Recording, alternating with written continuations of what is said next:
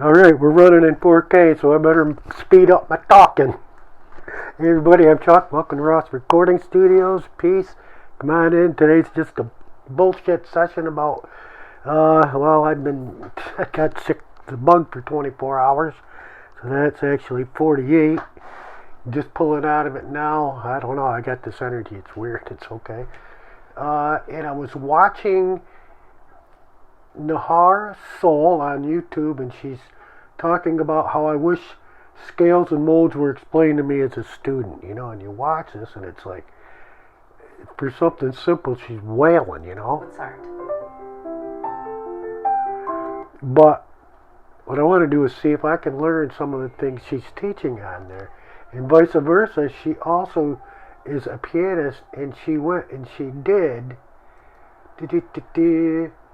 a guitar video where she learned to play guitar in 30 days. And that's pretty cool. She got a Fender Studio guitar here. Oh, so hard. Some kind of newer Fender. I give up.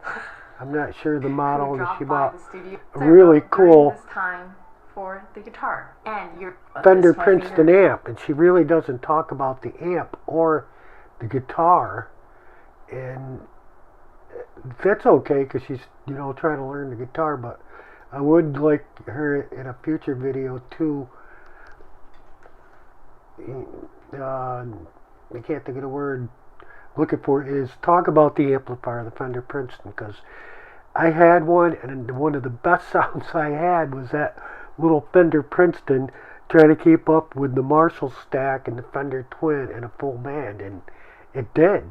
Cranked all the way up, full blast. This amp held its ground, and it actually had the best sustain since it was so loud. I could grab the electric and just it's like, oh my god, it's like I felt like Carlos Santana. You hit that, it was one note, you just hit it, it's like, oh man, hang on, here it goes. It's like, it's incredible. I haven't had that sound since, because it's tough to turn your amplifier up full blast in your room. It's practicing by yourself, you'd scare everybody half to death out of the house. It would really be scary by itself. So you have to have the band, it has to be in the right setting, So those days are lost. So I can get sustained with effects, but not from the amp. So that was really cool, and she's actually learned a lot on the guitar and was confused at where to start. Well, start the same way you do on the piano. You start on C, and there you go. And what she actually did is she wrote a song on there. It's like, well, for 30 days, the information from piano playing to playing guitar within 30 days, she did more than I've learned in probably 3 years. I could play Mood for a Day, but I'm copying somebody's music. I'm not writing my own music. And one reason I like Steve Howe is, I thought, you listen to Tales from Topographic Oceans, I thought that was a keyboard player. And then I was listening, I thought, my God, that's a guitar player playing keyboard stuff on guitar. Blew me away, you're doing two-handed piano's a two-handed instrument. You're doing that on guitar. Most people play it as chords or lead.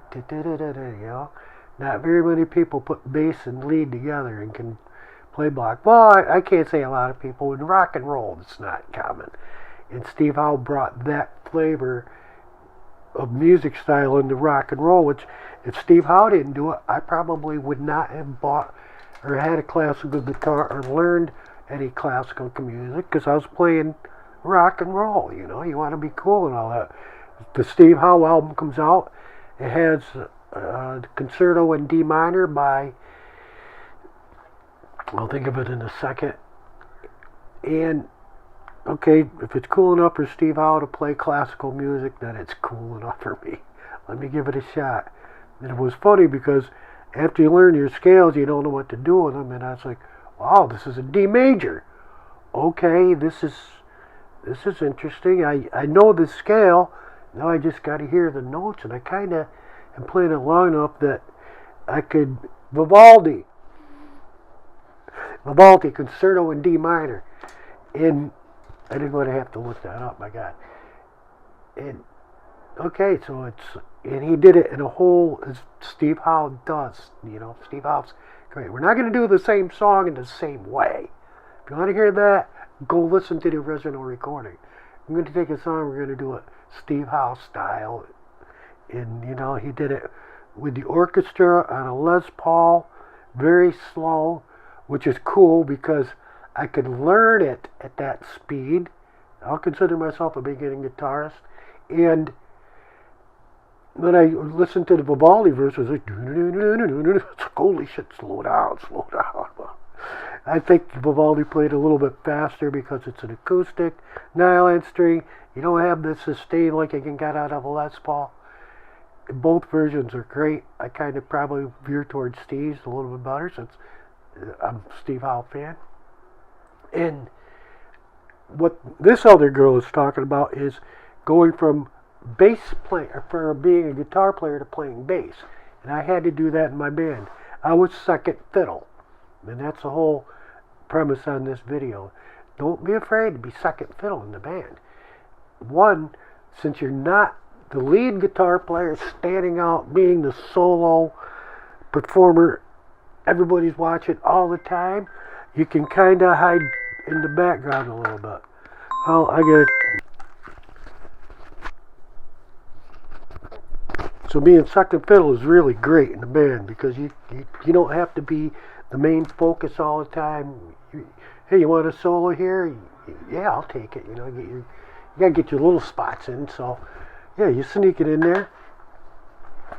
But the nice thing about not being the main act, I started on acoustic, went to electric. Yeah, I gotta play electric. Wow, it's so easy to play this electric. It's like, it doesn't take any feeling at all really to play the electric.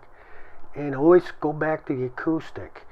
So in the band we had the two electrics, and I was thinking, it's missing that acoustic flavor. We're playing a lot of songs, Emerson, Lake and Palmer stuff. Most of the songs we played, it always seemed to have an acoustic on the record, at least way in the background on there, unless it was Crosby, Stills and Nash. So it's like, I don't want to be the focus of the band, and this really brings a huge flavor to music behind the big sound of the electrics and the bass and the drums. It's just filling in, especially on originals. Every original was acoustically wrote. Might turn it up a little bit for that. So that's nice. Then we had to learn to play the bass, okay? And on the bass, you gotta think like a bass player. If you're playing keyboards, you gotta think like a keyboard. And what this one girl, Nahara Soul, was saying that she got a chance to play the organ, and that it just blew her away because it's being so fluent on the keys and hammering. It's instant sound, bang. It's, you give, you receive instantly, milliseconds. But on the organ, it's like, whoa, I press these keys and the sound is there, but it takes milliseconds to hit and then milliseconds to come back. It's like you stop playing and it's like, it's still reverberating. It's like, whoa. So it blew her away. And when she went back and played the grand piano on this one piece, I said, it is such an improvement from that hammering she was doing. Now she's like, she could really blend it in. And the same thing would go in the guitar. The only thing she was having trouble with, I think, was the vibrato, bending notes. I didn't really see any bending notes or vibrato. She gets that in there, she's going to be like, wow, okay. It's going to change everything. I'd like to actually make a video for her and just show her what you can do with 3 notes on a box pattern. And that's A pentatonic, C major. It's hard to decipher what A pentatonic is going to be. The pentatonic scale to the C major. I think she would understand that. And once you learn it, within 6 notes, 4 notes, you can just blend these bends and vibrato and just make a story out of 6 notes. It's amazing.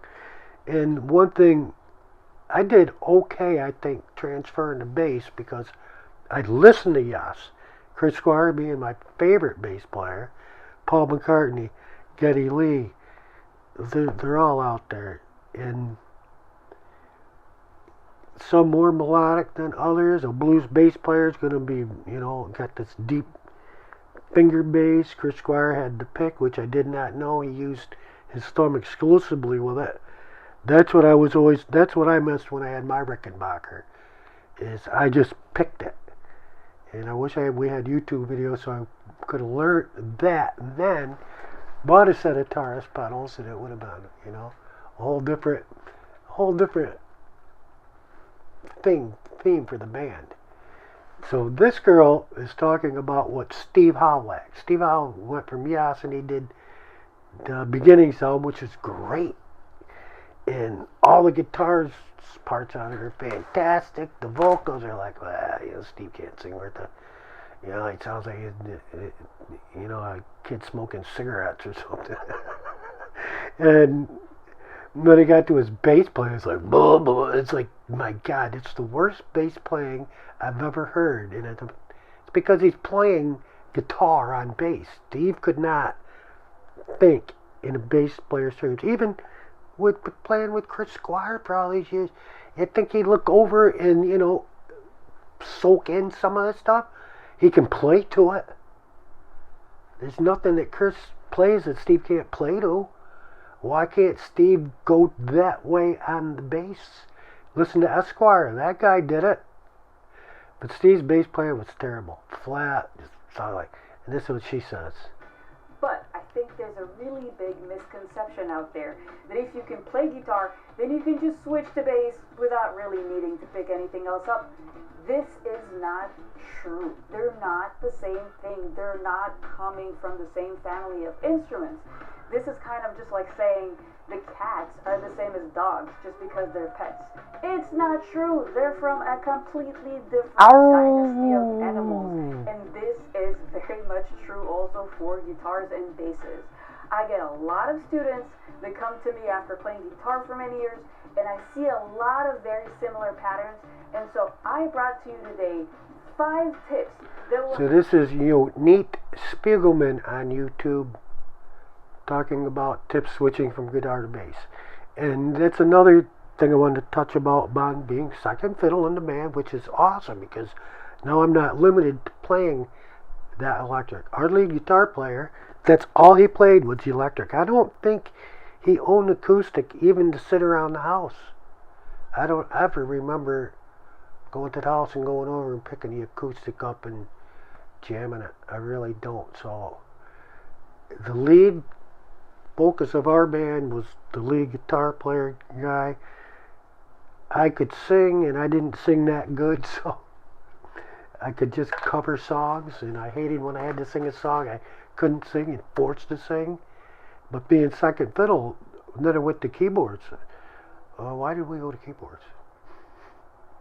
Because they were there in the mall.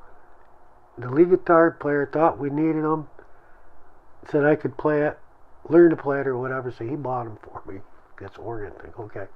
So I'm learning, I think we did Roll with the Changes. It was a cool one. And then we got the Poly Moog. It wasn't a Mini Moog, they came out with one after that. A lot cheaper, the Poly Moog. Okay, now we got the synthesizer going. This was a real synthesizer. I think I'm sitting there being Rick Wakeman or something on there. So that was really cool. So don't be afraid to be second fiddle. It's a lot of fun. It can be more fun and exciting than being the lead person. As I said, now instead of always being the focus on there, now you can kind of not really hide back, but now you're blended with the bass, drums, and rhythm. Okay, so now you have to have that for the lead guy to shine. And if you're doing your good job as a rhythm in the back, it's going to make the lead guy shine more. You're going to be a good, successful band. If you don't want to be second fiddle and you're stuck back there, well, and you start doing a lousy job or something, then get out. Go try to do your own thing where you shine. Don't try to mess something up that could be great. And being second fiddle would allow you keyboards, bass, I never got into too much of the drums because that was our drummer was Christopher Magan. He's got a YouTube channel. He's just totally amazing. He could play anything, and he was just great. Versus another friend of mine, I saw him playing in his garage. He's doing all this thrash metal. I go, wow, this is cool. I brought all my stuff over, and we're jamming. I go, okay, well, let's play some Zeppelin. He goes, okay. So I'm playing Zeppelin. Like, your time is going to come. And he's like, whoa, whoa, whoa, whoa. I go, let's keep a beat. I go, start with a beat so I can, I'll play something to the beat. He goes, what do you mean, what's a beat? Four on the floor. He goes, whoa, and I'm not a heavy metal guitar player. I'll tell you what I am, what I'm not. I'm not the lead, I'm second fiddle, I'm not heavy metal. So I was like, okay, this is, you got to work with a drummer that at least has the knowledge of a beat, no matter what genre. I think there's probably not very heavy metal bands out there that say, can you give me a beat? They'd probably be bored out of hell, but they could probably do it. So being second fiddle is a blast. You can actually bring the entire flavor of the entire music forward being that. So peace out. Any other ideas I come up with, I will try to toss them out of there, but that's a good one, and I don't know what happened to my pack.